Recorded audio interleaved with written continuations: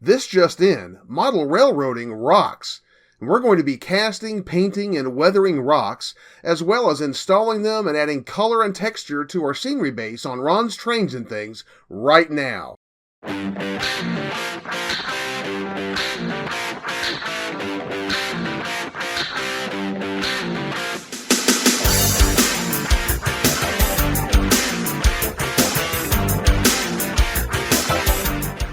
Hi, I'm Ron of Ron's Trains and Things. Welcome to the show. On our last modeling segment, we used a cardboard web covered with paper towels and plaster to make a smooth and strong scenery base on a corner of my layout. Today we're going to pick up where we left off. We're going to cast some hydrocal rocks using rubber rock molds. We're going to install them on the layout, and then we're going to paint and weather those rocks, as well as add paint and the first layer of texture to the scenery base. We'll get started on that project in just a moment. But before we do, I want to say that I have been amazed at the response to this channel and to my videos. After just 11 weeks, I'm already pushing 10,000 views and 500 subscribers. I have to say that I never anticipated the type of response that I would get to the videos that I've been sharing here, and I am so thankful for those of you who watch my videos regularly and those who have subscribed and get notifications every time I upload one. Thank you for helping me to make Ron's Trains and Things a success. In celebration of achieving 500 subscribers, I want to do something special. And I'm going to make a couple of announcements in that regard at the end of this video, but you'll have to stay tuned to the end in order to catch them. So be sure and stick around. But for now, let's get started on today's project. For casting plaster rocks, you want to use lightweight hydrocal plaster. You've probably seen it in small boxes like these by Woodland Scenics and other manufacturers. And if you're only going to cast a couple of rocks or have a very small layout, that will probably work. But if you're going to be casting very many, you're going to want to buy larger quantities, like this bucket. This is a 15-pound bucket, and the smaller amounts will cost you as much as $7 a pound, but in the larger buckets, you can buy it for as little as $2 a pound, including shipping. I'm casting my rocks using Woodland Scenics rubber rock molds. There are many manufacturers that make those, but these are the ones I'm using. They come with a piece of rubber that kind of surrounds the molding, and I always cut them out, cut each molding out from that piece of rubber, as you see here, so that I can remove them more easily.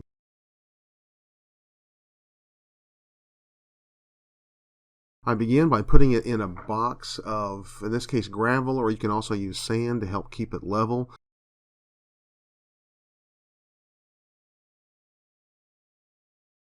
And then I spray a little bit of wet water, that is water with a couple of drops of dish detergent in it to serve as a release agent. Mix up my plaster about the consistency of a thick milkshake. It needs to be thin enough that you can pour it and get it to mold into the mold and take the detail, but not too thin because you don't want to take forever for it to dry.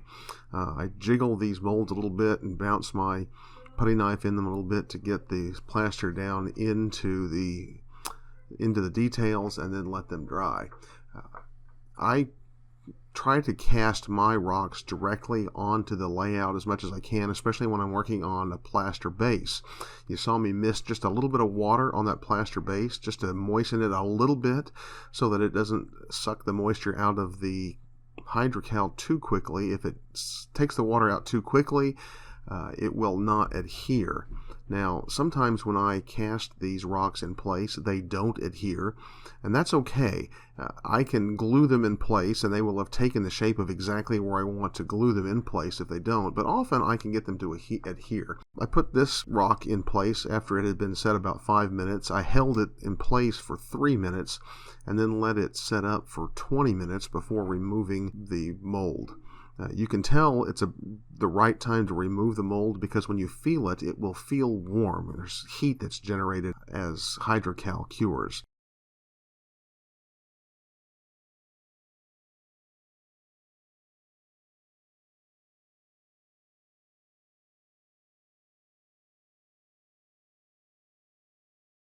This is the rock. I had a little extra plaster in this batch, so I poured it into this other mold, and here you can see me removing this mold, this rock from the mold.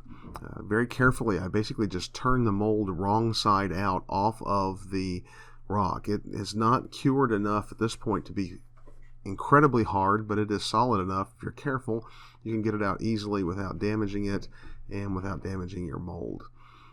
After I've removed the cast rocks from the mold, I turn the molds wrong side out as much as possible. Try to clean out all of the plaster from the little crevices and details. Any plaster that's left in the details will keep your next rock that you cast with this same mold from having all the detail that it should have. I spray it down again with a little bit of wet water and brush it really, really good with an old toothbrush until they're very, very clean.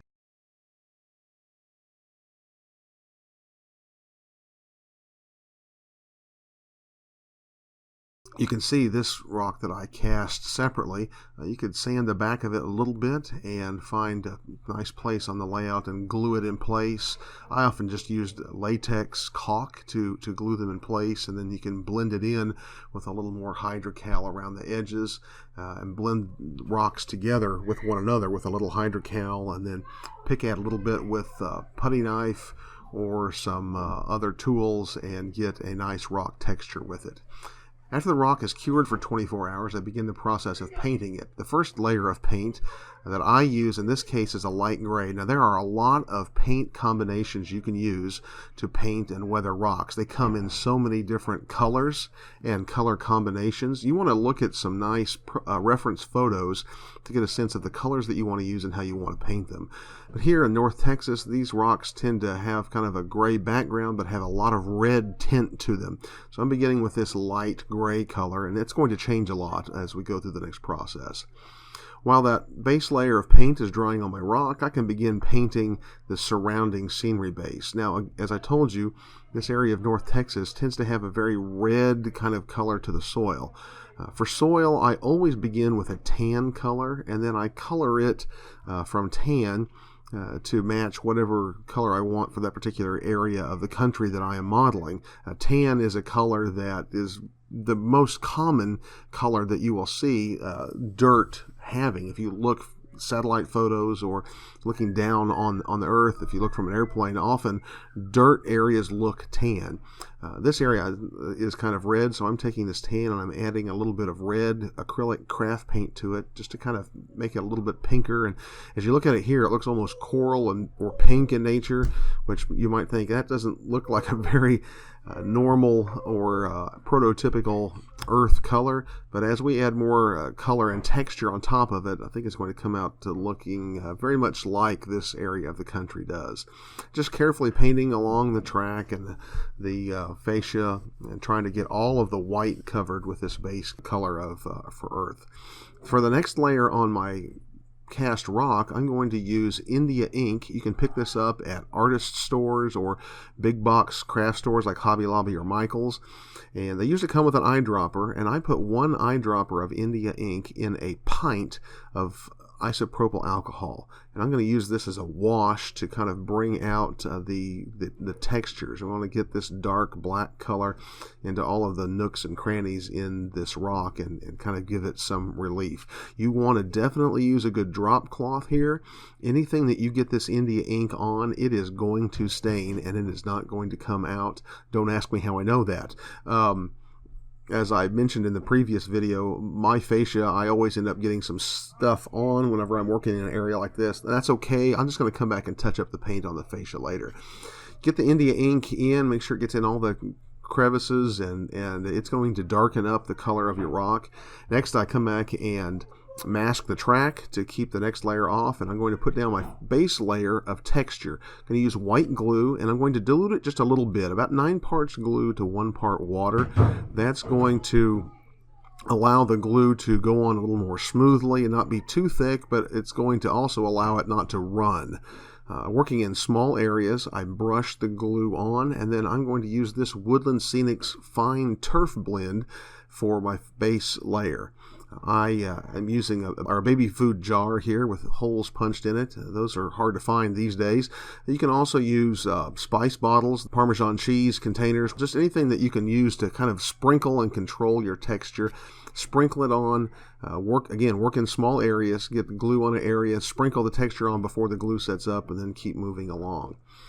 After my India ink has set up, I'm ready for the next layer of color on my rocks. In this case, I'm using a combination of earth and rust because I want a nice red look to these rocks.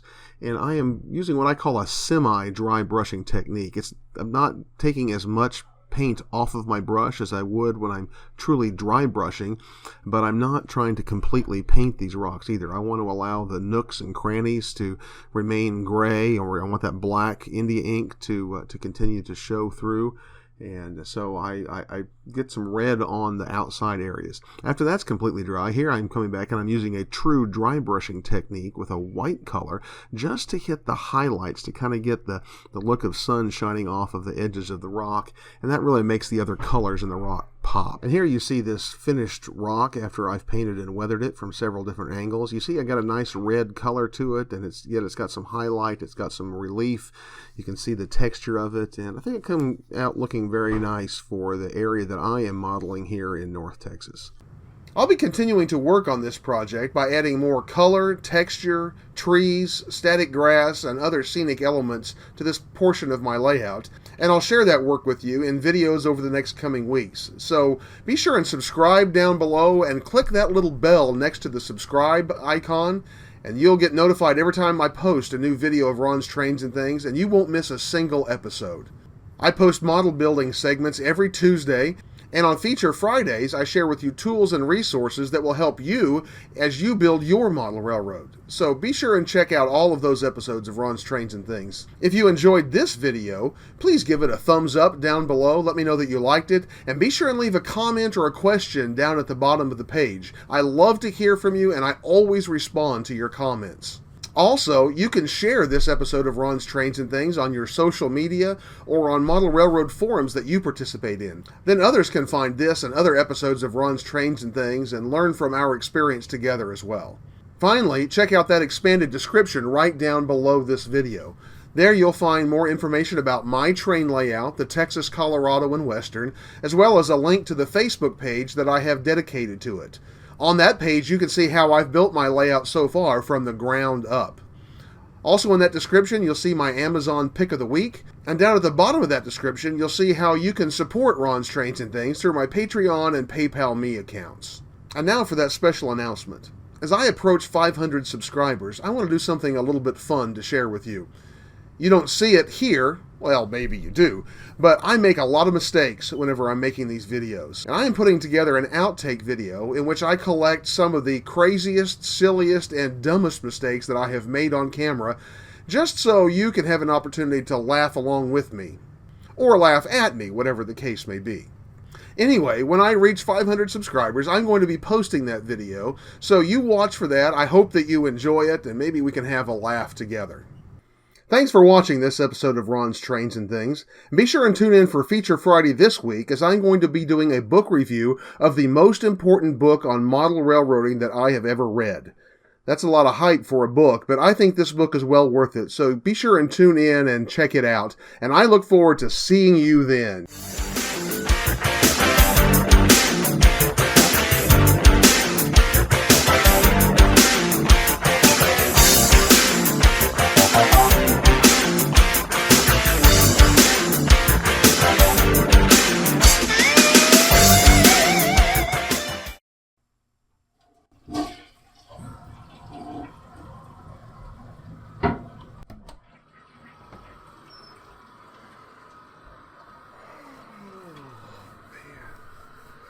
What?